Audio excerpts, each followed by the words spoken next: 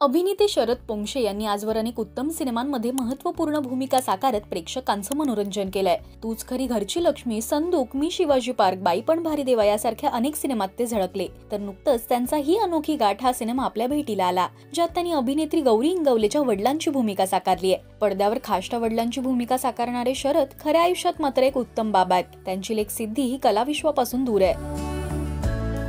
पिल्लू निघालं वैमानिक व्हायला अशी पोस्ट त्यांनी काही दिवसांआधी शेअर करत त्यांची लेक पायलट होणार असल्याची बातमी चाहत्यांना दिली। तर आता सिद्धी फ्लाइट इन्स्ट्रक्टर झाल्याचं त्यांनी पोस्टमधून सांगितलंय।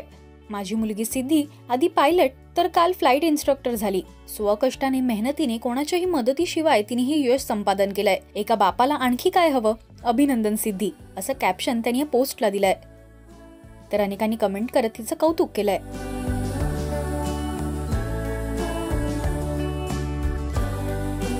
तुम्हाला बापलेकीची जोडी आवडली काय हे आम्हाला कमेंट्स मधून नक्की सांगा। मराठी सिनेविश्वातील बातम्या, अपडेट्स आणि गॉसिपसाठी तुम्ही सबस्क्राइब करा राजश्री मराठी।